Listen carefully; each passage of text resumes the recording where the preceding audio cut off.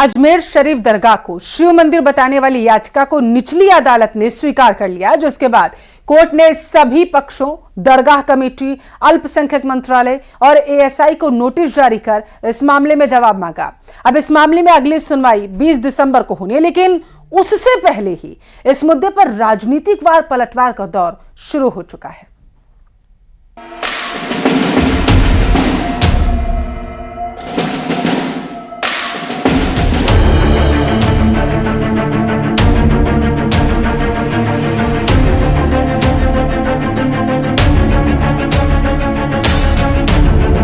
मंदिर या मस्जिद की कहानी अब अजमेर शरीफ दरगाह तक पहुंच गई है।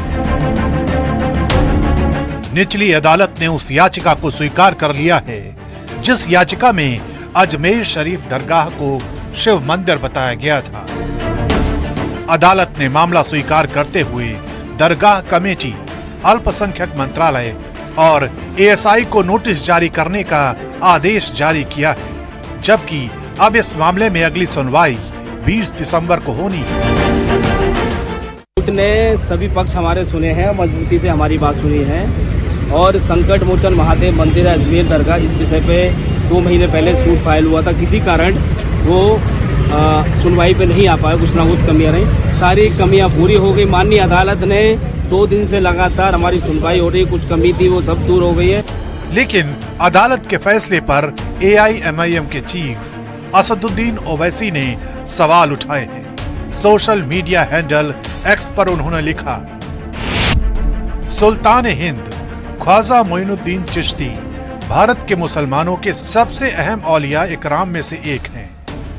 उनके आस्थान पर सदियों से लोग जा रहे हैं और जाते रहेंगे इंशाअल्लाह। कई राजा महाराजा शहंशाह आए और चले गए, लेकिन ख्वाजा अजमेरी का आस्थान आज भी आबाद है। 1991 का इबादत गाहों का कानून साफ कहता है कि किसी की भी इबादत गाह की मजहबी पहचान को तब्दील नहीं किया जा सकता। न अदालत में इन मामलों की सुनवाई होगी। ये अदालतों का कानूनी फर्ज है कि वो 1991 के एक्ट को अमल में लाए। बहुत ही अफसोसनाक बात है कि हिंदुत्व तंजीमों का एजेंडा पूरा करने के लिए कानून और संविधान की धज्जियां उड़ाई जा रही हैं और नरेंद्र मोदी चुपचाप देख रहे हैं।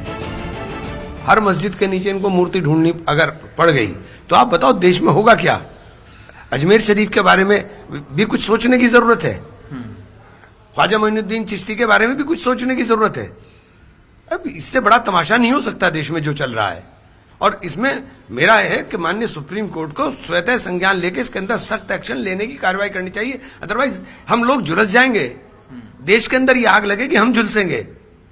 और जब आग लगती है ना, वो ये नहीं देखती कि ये किसका घर है, फिर वो सबके घर में लगती है। अब आपको समझाते हैं कि आखिर अजमेर शरीफ दरगाह को लेकर विवाद क्या है।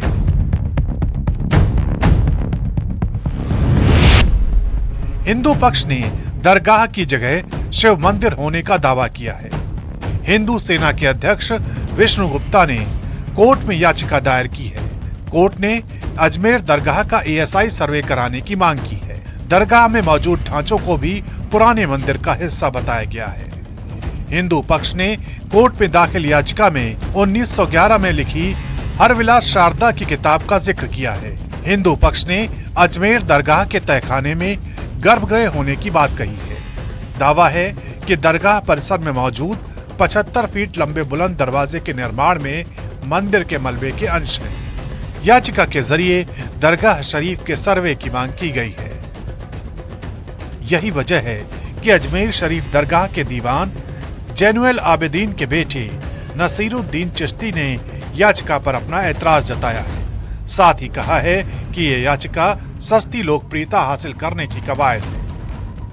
ये जो नई परिपाटी डाली जा रही है कि हर दरगाह और हर मस्जिद में मंदिर होने का दावा किया जा रहा है। अभी रिसेंटली हमने संभल में देखा, बहुत दुर्भाग्यपूर्ण घटना थी। 4-5 बच्चे वहाँ शहीद भी हुए। जिसकी निंदा की जाए उसकी कड़े शब्दों में कम है। हिंदुस्तान की अजमेर शरीफ की जो दरगाह है वो तमाम मज़हब के मानने वालों की अकीदत का एक मरकज़ है। यहाँ से हमेशा मोहब्बत अमन का पैगाम गया है और इस दरगाह से आज के दौर में पूरे हिंदुस्तान ही नहीं पूरी दुनिया के हिंदू मुसलमान तमाम मज़हब के लोगों की आस्था जुड़ी हुई है। ये दरगाह आज की नहीं है। गरीब नवाज रहमतुल्लाह अलैह 1195 में हिंदुस्तान आए और 1236 में आपका तकरीबन 20 साल हुआ।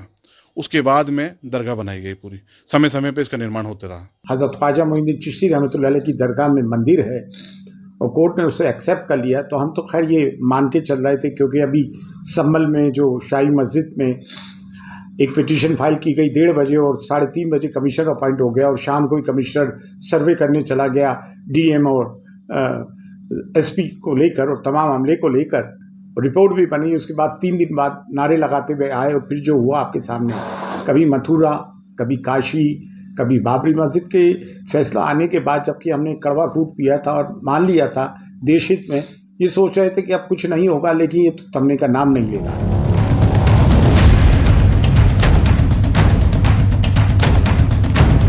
दरअसल ये मामला राजस्थान में कांग्रेस सरकार के वक्त सामने आया था।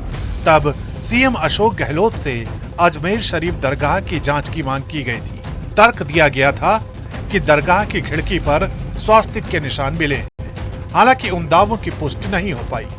यही वजह थी कि तत्कालीन कांग्रेस सरकार की तरफ से कोई एक्शन नहीं लिया गया। लेकिन अब यह मामला कोर्ट पहुंच चुका है और सभी पक्षों से अपनी अपनी दलील पेश करने को कहा गया है।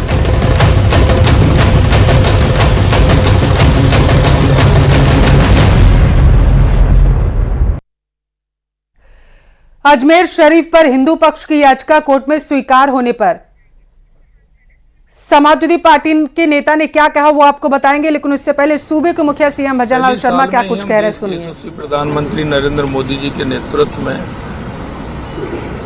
ये हमारा राजस्थान हो रहा है। सबसे बड़ी खास बात यह है कि राजस्थान के अंदर अपार संभावना है और इन अपार संभावनाओं को देखते हुए हर क्षेत्र में राजस्थान को आगे लाने के लिए और जो संकल्प पत्र के अंदर राजस्थान में भारतीय जनता पार्टी ने जो वायदे किए थे, देश के यशस्वी प्रधानमंत्री नरेंद्र मोदी जी के नेतृत्व में हमारी सरकार संकल्पित है और संकल्पित होने के कारण हम छोटी छोटी बातों को देख रहे हैं और राजस्थान में कितना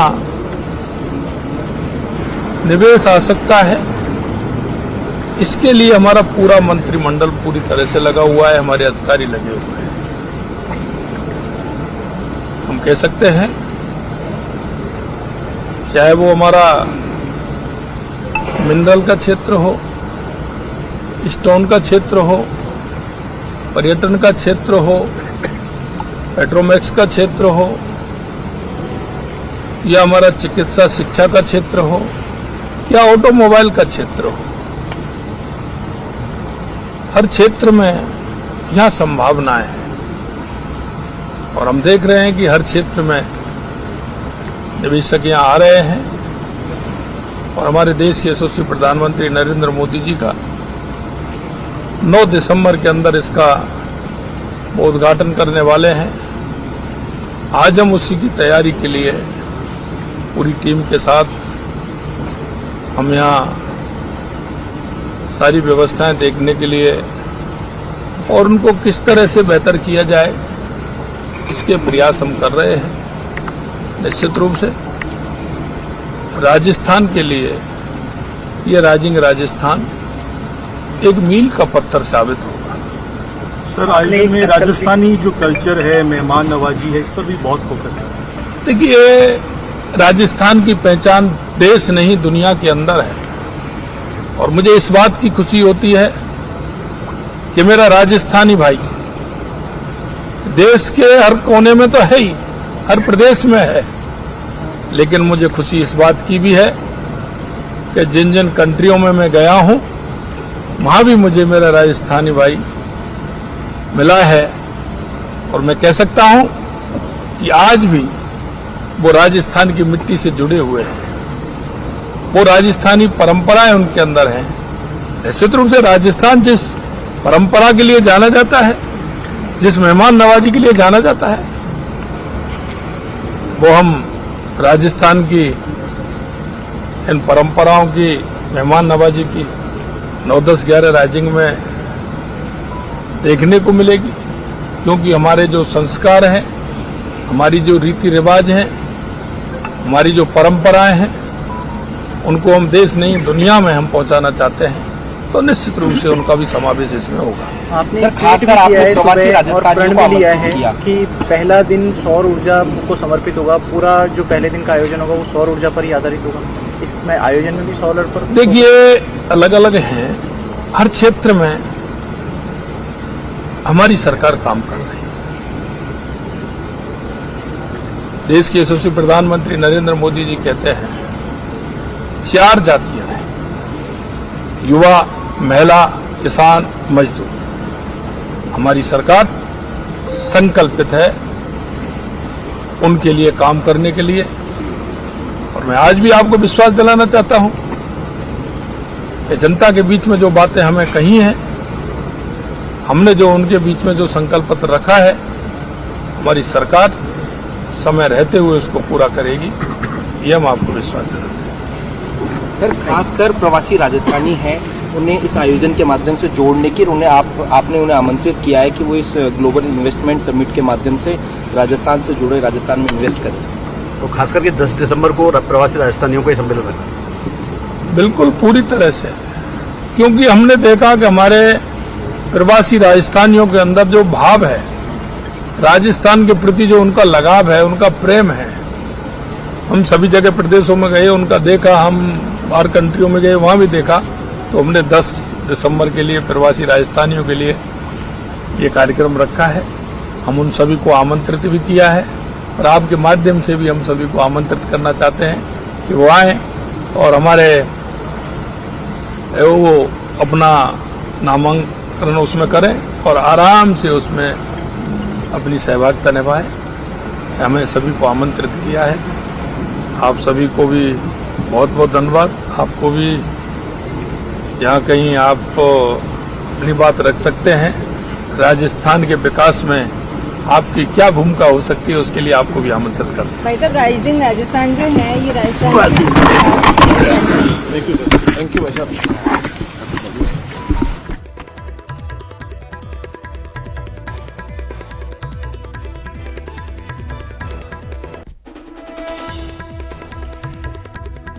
तो सूबे के मुखिया सीएम भजनलाल शर्मा को सुन रहे थे आप। उन्होंने कहा कि किस तरीके से जब वो विदेश भी गए और वहां पर लोगों से जब वो मुखातिब हुए, तो वहां पर किस तरीके से प्रवासी राजस्थानियों ने भी उनका शानदार तरीके से स्वागत किया। और आइए अब आपको बताते हैं कि अजमेर शरीफ पर हिंदू पक्ष की याचिका कोर्ट में स्वीकार होने पर समाजवादी पार्टी के नेता रामगोपाल यादव ने क्या बयान दिया। दरअसल रामगोपाल यादव की विवादित टिप्पणी जो है वो कोर्ट को लेकर है। रामगोपाल यादव ने कहा कि छोटे छोटे जज जो हैं वो देश में आग लगवाना चाहते हैं।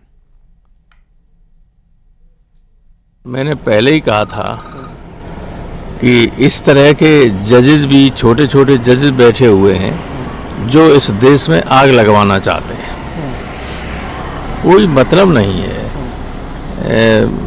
अजमेर शरीफ पर हमारे प्रधानमंत्री स्वयं चद्दर भिजवाते हैं, सारे देश के लोग, दुनिया भर के लोग आते हैं वहाँ। अब उसको विवादों में डालना बहुत ही घृणित और ओछी मानसिकता का प्रतीक है।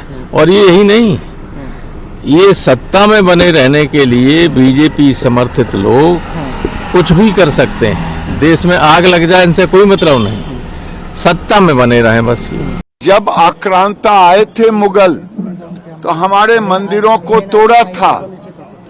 अब आप कहेंगे कि कितने मस्जिदों पर आप ये बोलेंगे, तो मैं कहूंगा कि अब आज तक कांग्रेस की सरकार केवल तुष्टीकरण करते रही। तुष्टीकरण के कारण ही अगर ये 47 में ही आक्रांतों द्वारा मंदिरों पर मस्जिद बनाने का जो उनका एक मुहिम चला था उसको समाप्त कर दिया गया होता नेहरू के द्वारा, तो आज हमें कोर्ट में अर्जी देने की जरूरत नहीं पड़ती। और संभल के बाद अजमेर दरगाह पर सियासी दंगल के बीच असदुद्दीन ओवैसी ने क्या कहा, अब आप जरा वो भी सुनिए। नेहरू से लेकर जितने प्रधानमंत्री बने वो वहां पर चादर भिजाते हैं।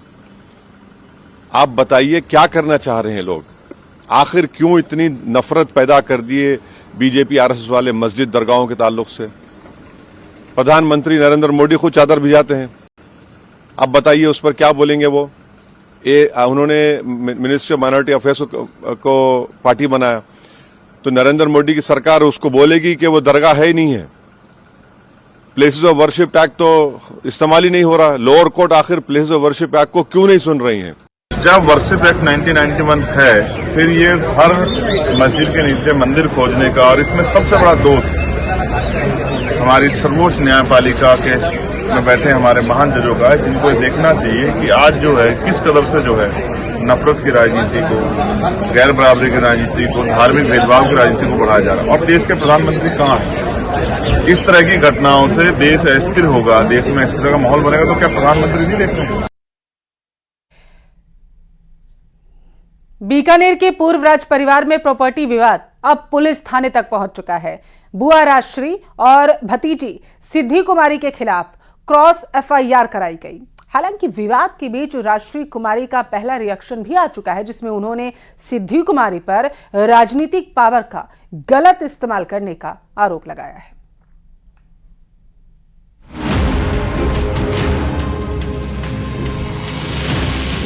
थाने पहुंचा बीकानेर राजघराने का प्रॉपर्टी विवाद। बिछवाल थाने में बुआ भतीजी के खिलाफ एफआईआर। विवाद के बीच राजश्री कुमारी का बड़ा बयान। सिद्धि कुमारी पर पावर के मिसयूज का आरोप।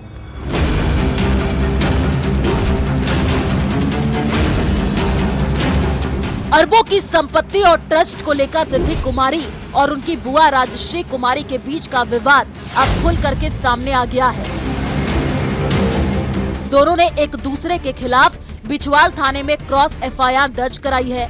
विवाद के बीच महाराजा करणी सिंह की बेटी राजश्री कुमारी ने सिद्धि कुमारी पर परेशान करने का आरोप लगाया है। राजश्री का कहना है कि जो एफआईआर दर्ज कराई गई है वो जल्दबाजी में उठाया गया कदम है। ये जो एफआईआर सिद्धि कुमारी ने मेरे खिलाफ, मेरी छोटी बहन मधुलिका कुमारी बाइसा, ट्रस्टी श्री ठाकुर हनुत सिंह जी और अन्य ट्रस्ट के जो ऑफिशियल्स हैं उनके खिलाफ फाइल किया है, ये बिल्कुल फ्रिवलस, बेसलेस और मोटिवेटेड है। आपको तो ये पता ही है कि हमारे पारिवारिक केसेस चल रहे हैं। उसमें अभी थोड़े ही दिन पहले बीकानेर कोर्ट ने कमिश्नर नियुक्त किया है, जो हमारे शिवबिलास में लालगढ़ पैलेस में जाके इन्वेंट्री लेंगे। और उससे पहले जोधपुर हाई कोर्ट ने सिद्धि कुमारी के ऊपर कई रिस्ट्रिक्शंस डाले हैं, जो हमारे ट्रस्ट के केसेस चल रहे हैं उसमें। दोनों के बीच विवाद की वजह क्या है वो भी बताएंगे, लेकिन उससे पहले आपको बताते हैं कि जो एफआईआर कराई गई है उनके पीछे वजह क्या बताई जा रही है। सबसे पहले बात करते हैं पहली एफआईआर की, जिसे लक्ष्मी निवास होटल संचालक Messrs golden triangle force and palace private limited के प्रबंधक राजीव मिश्रा ने सिद्धि कुमारी पर दर्ज कराया है, जिसमें आरोप लगाया गया है कि सिद्धि कुमारी और उनकी बहन साल 1999 में 57 साल के लिए किए गए लीज के समझौते को नहीं मान रही है। आरोप है पैलेस से बेदखल करने का डर दिखाकर 2 फरवरी 2011 को चेक के जरिए राजीव मिश्रा से 4 करोड़ रुपए वसूले गए। इनमें 1 करोड़ रुपए महाराजा गंगा सिंह ट्रस्ट के लिए दिए गए। आरोप है कि बावजूद इसके लक्ष्मी निवास होटल के संचालन में लगातार बाधाएं उत्पन्न की जा रही हैं। इतना ही नहीं, 10 करोड़ रुपए और देने का दबाव भी बनाया जा रहा है। सिद्धि कुमारी जी के खिलाफ जो है वो Messrs golden triangle forts and palace limited जो है उसके निदेशक है श्री राजीव मिश्रा, उन्होंने जो है 175 क्लोज 3 माननीय न्यायालय में जो है इस्तीगासा पेश करके दर्ज करवाया है, जिसमें भी जो है वो एडवांस जो पहले पैसे दिए गए थे और उस बात को लेकर और विवाद है। दूसरी एफआईआर सिद्धि कुमारी के ट्रस्ट के ट्रस्टी संजय शर्मा ने राजश्री कुमारी और दूसरे ट्रस्टियों के खिलाफ दर्ज कराई है, जिसमें सभी पर ट्रस्ट के अहम दस्तावेजों को गुम करने का आरोप लगाया है। एफआईआर में आरोप लगाया गया है कि जिस वक्त ट्रस्ट सिद्धि कुमारी को हस्तांतरित हुए तो पूर्व ट्रस्टियों ने अहम दस्तावेज और कैश बुक अपने पास रखे। इतना ही नहीं, 29 मई 2024 को ट्रस्ट का चार्ज लिया गया तो महत्वपूर्ण दस्तावेज गायब मिले। ये जो है संजय शर्मा जो है वो ट्रस्ट के ऑथराइज्ड पर्सन है, उन्होंने जो है वो सिद्धि कुमारी जो महाराजा गंगा सिंह ट्रस्ट के जो चेयरपर्सन है, उन्होंने जब सहायक आयुक्त के आदेश से जब चार्ज लिया तो उस समय जो है वो पूर्व के जो ट्रस्टी और जो कर्मचारी थे वो उन्होंने जो है वहां से नकदी है और चेक्स है और रिकॉर्ड है, ऑडिट रिपोर्ट, वो जो है वो वहां से गायब कर दिया। इस बात को लेकर के मुकदमा दर्ज कराया गया है। दरअसल ट्रस्टों पर वर्चस्व स्थापित करने के लिए महाराजा कर्णी सिंह की बेटी और राजश्री कुमारी और पोती सिद्धि कुमारी के बीच विवाद है। दोनों ही ट्रस्टों पर अपना अधिकार जताती हैं, जिनमें से कुछ ट्रस्ट महाराजा कर्णी सिंह के वक्त बनाए गए, जबकि कुछ ट्रस्ट उनके बाद। इनमें Maharaja Ganga Singh trust, Maharaja Rai Singh trust, Karni Singh foundation, Karni charitable trust और महारानी सुशीला कुमारी ट्रस्ट का गठन शामिल है। इसके अलावा लालगढ़ पैलेस, लक्ष्मी निवास पैलेस, जूनागढ़ की कुल संपत्ति अरबों में है। पहले पांचों ट्रस्टों को राजश्री ही देखती थी, लेकिन पूर्व महाराजा कर्णी सिंह की पत्नी राजमाता सुशीला कुमारी के निधन के बाद बुआ राजश्री और भतीजी सिद्धि कुमारी के बीच विवाद बढ़ गया। दरअसल देवस्थानम विभाग के उदयपुर मुख्यालय ने अपने एक आदेश में सिद्धि कुमारी को ट्रस्ट का अधिकार दे दिया। राजश्री ने इसी आदेश को लेकर अदालत में वाद दायर कर दिया। वहीं सिद्धि कुमारी ने पूरे ट्रस्ट को ही बदल दिया। अब सभी 5 ट्रस्ट विवादित हो गए। इन ट्रस्टों पर राजश्री का अपना दावा है, वहीं सिद्धि कुमारी का अपना दावा है। सिद्धि कुमारी और राजश्री कुमारी के बीच ये विवाद नया नहीं है। 11 महीने पहले भी सिद्धि कुमारी ने राजश्री पर धोखाधड़ी और गलत तथ्य पेश करने का आरोप लगाते हुए एफआईआर दर्ज कराई थी। राज परिवार की ये लड़ाई अब खुल करके सामने आ चुकी है और इसका असर केवल महलों तक सीमित न रहकर सार्वजनिक हो गया है। Bureau report, news 18 Rajasthan.